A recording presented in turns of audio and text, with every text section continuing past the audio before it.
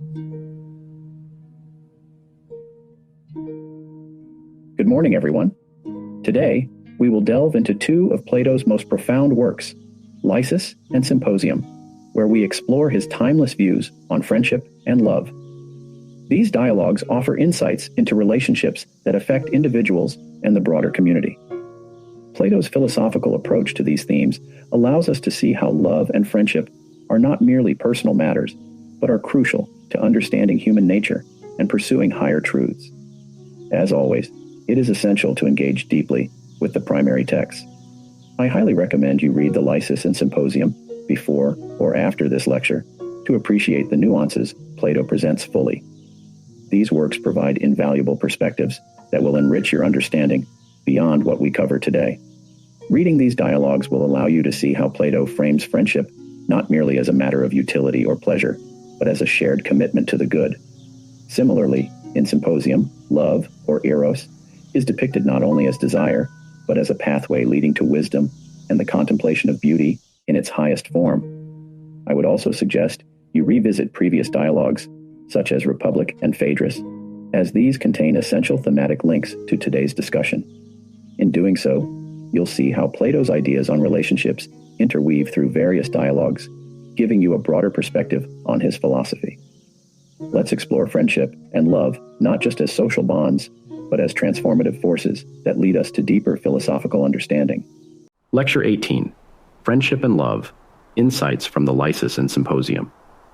Today, we dive into two of Plato's most compelling dialogues, Lysis and Symposium, to explore his views on friendship and love. These themes not only permeate personal relationships, but also play a crucial role in shaping the fabric of society.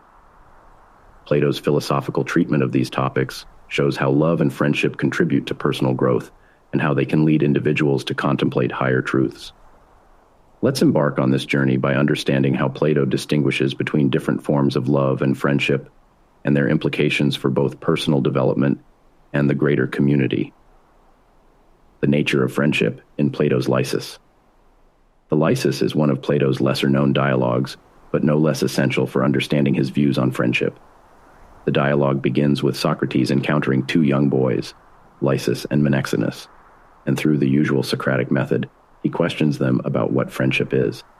The dialogue explores different definitions of friendship, ultimately showing how complex and elusive the concept can be.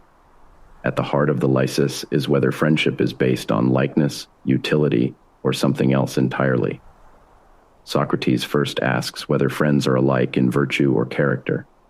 This seems plausible, but then Socrates questions whether those who are alike in all things need one another. If two people are completely self-sufficient, why would they seek friendship at all? Plato, Lysis, 2:12. This presents a paradox.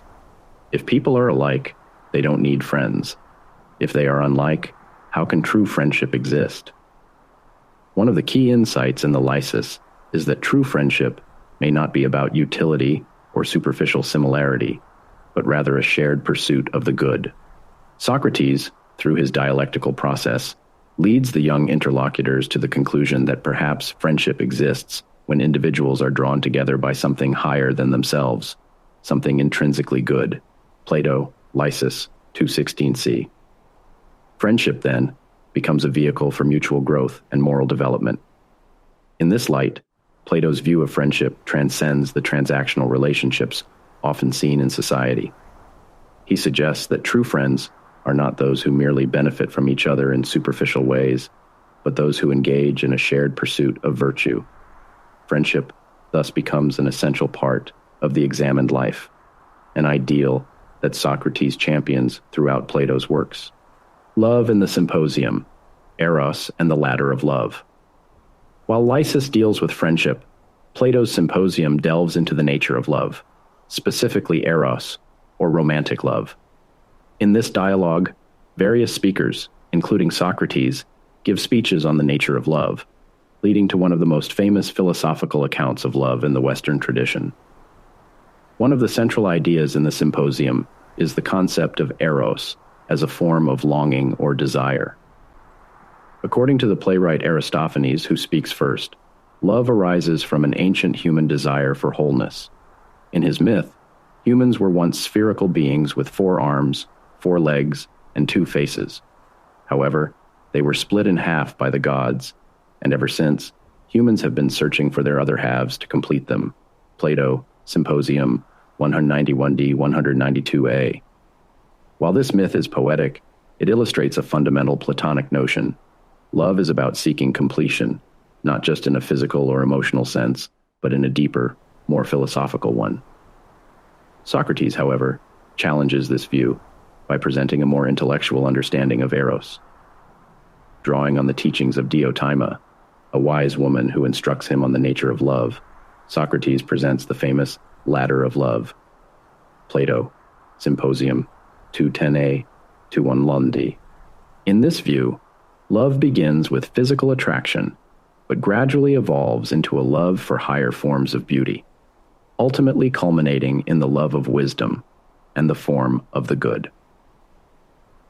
This progression from physical to intellectual love mirrors the philosopher's journey from the realm of appearances to the realm of higher truths. The ladder of love is a striking metaphor for personal development. It suggests that love, when properly understood, is a path toward enlightenment. Rather than being content with physical or emotional satisfaction, the true lover aspires to something more transcendent, a vision of beauty that exists beyond the material world. This idea resonates with Plato's broader metaphysical framework, where the physical world is but a shadow of the higher reality of forms. The highest love, then, is not for any particular person, but for the abstract, eternal, and perfect form of beauty itself. 3. The interplay of friendship and love. Having explored Plato's ideas on friendship and love separately, it's important to recognize how these two concepts intersect. In both the Lysis and Symposium, Plato presents relationships as opportunities for growth and self-improvement. Whether through friendship or romantic love, individuals are drawn together by a common pursuit of the good. In the Symposium, Socrates argues that love drives us toward higher forms of beauty and goodness.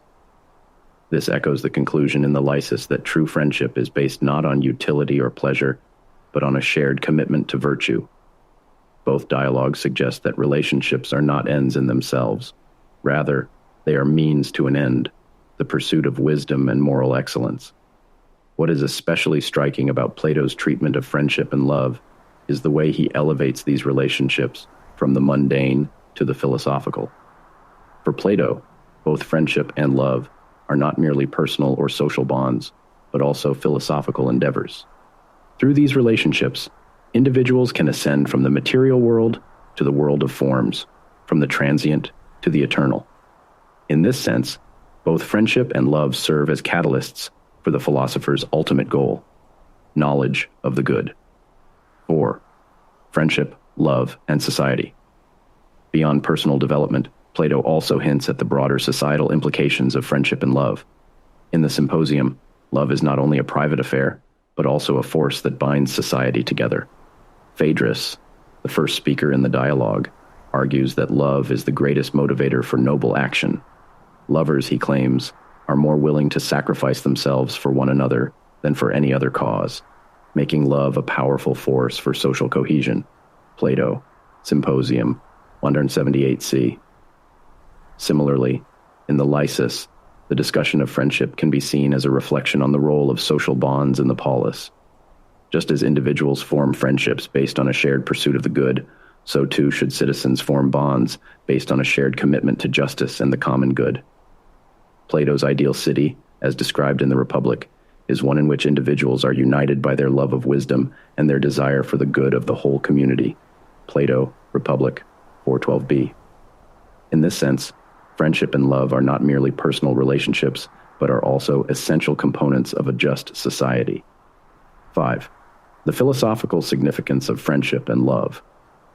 One of the most enduring aspects of Plato's treatment of friendship and love is its philosophical significance. For Plato, these relationships are not simply about personal fulfillment or social harmony.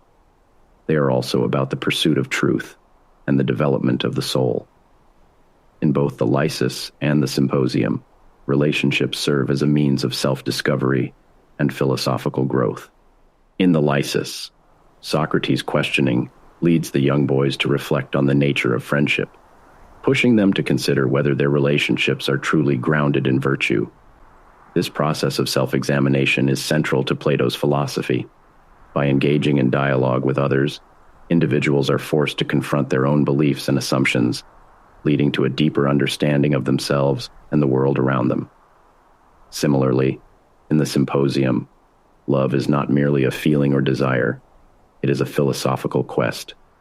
Through love, individuals are drawn to higher forms of beauty and wisdom, ultimately leading them to the form of the good. This ascent from physical to intellectual love mirrors the philosopher's journey from ignorance to knowledge. In this sense, love is not just a personal or emotional experience, but also a pathway to enlightenment. 6. Conclusion: the transformative power of friendship and love. In conclusion, Plato's dialogues on friendship and love offer profound insights into the nature of human relationships and their role in personal and societal development. Through the Lysis and Symposium, Plato challenges us to reconsider the purpose of our relationships. Are they merely about utility and pleasure, or are they vehicles for moral and philosophical growth? By elevating friendship and love to the level of philosophical inquiry, Plato shows us that these relationships are not just personal affairs, they are integral to the examined life. Whether through the shared pursuit of virtue in friendship or the ascent toward higher forms of beauty and love, relationships are opportunities for self-discovery, growth, and ultimately, the attainment of wisdom. As we reflect on these dialogues, we should ask ourselves how our own friendships and loves align with Plato's vision. Are they rooted in a shared commitment to the good? Do they inspire us to reach for higher truths? In the end, Plato's message is clear. True friendship and love are not just about personal satisfaction. They are about the pursuit of the good, both for ourselves and for society as a whole.